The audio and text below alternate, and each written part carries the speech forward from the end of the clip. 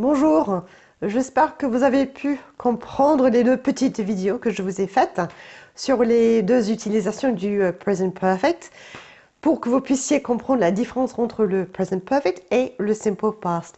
Si vous n'avez pas encore regardé ces deux vidéos, je vous conseille de les regarder avant de revenir. Parce que dans cette petite vidéo, ce que j'aimerais vous faire, c'est de vous donner quelques mots d'indice pour vous aider avec cette décision, quel temps utiliser. Alors, avec le Present Perfect, le deveniment, l'action résolue, a un effet au présent. Et souvent, c'est quelque chose de récent. Pour avoir un effet au présent, ça se comprend, n'est-ce pas?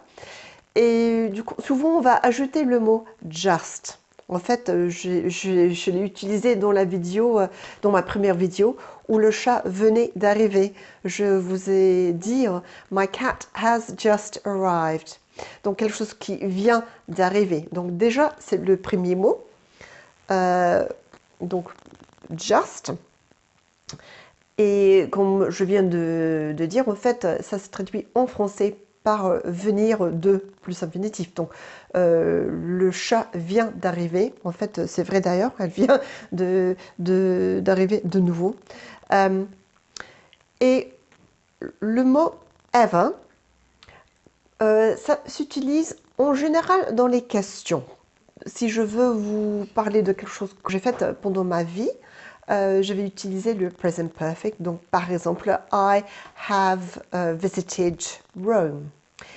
Et si je veux savoir si vous aviez déjà visité Rome, je vais utiliser le mot ever avec le present perfect. Alors, le mot ever, c'est pas forcément obligatoire, mais ça souligne un peu cette idée de à n'importe quel moment pendant votre vie. Donc, ever. Et deux autres mots, already et yet. Donc, le already, déjà. Ça s'utilise dans les phrases affirmatives. Par exemple, I have already made 2 videos to explain the present perfect. Mais si vous ne les avez pas encore regardés, vous pouvez me dire I haven't watched them yet. Et aussi dans les questions, je pourrais vous poser la question en fait, have you watched my other videos yet? Donc yet pour les négatifs et les questions, already pour les phrases affirmatives. Alors, simple past. Comme avec le simple past, on précise, ou même si on ne précise pas, on sait qu'on parle d'un événement, d'un moment précis, un moment fixé sur la ligne de temps. On va utiliser pour ago, parce que ago ça veut dire il y a. Donc avec ago, on précise bien un moment sur cette ligne. Et ça s'explique aussi pourquoi, quand on pose la question, on va toujours utiliser le simple past quand on pose la question when ou at what time. D'accord? Quand ou à quelle heure. Toujours, vous allez poser la question avec le simple past. En fait, ce qui se passe, c'est que souvent, quand vous rencontrez quelqu'un, peut-être pour la première fois, pas forcément, et vous aimeriez savoir quelque chose de cette personne, vous allez poser une question générale en utilisant le present perfect, peut-être avec le ever. Donc, si vous rencontrez un Anglais demain, vous allez peut-être leur demander Have you ever been to France before? Est-ce que vous avez déjà visité la France avant?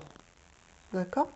Et si la personne vous dit oui, vous allez à ce moment-là basculer dans le simple past et vous allez poser la question when. Donc, when did you come to France before? Et peut-être la réponse va être oh, I came to France when I was a child. À partir de ce moment-là, si vous continuez de poser des questions sur cet événement, cette visite, quand cette personne était enfant, vous restez dans cette période clôturée, cette période finie. Donc vous allez pouvoir continuer avec Ah, where did you go? Who did you go with? What did you visit? What did you think? Donc, si vous avez des questions sur ces deux temps, le present perfect et le simple past, n'hésitez pas à me contacter. Je vais continuer de vous proposer de petites vidéos. J'espère que ça va être utile. J'apprécierai beaucoup du feedback ou des demandes particulières si vous en avez. Merci, à bientôt, au revoir.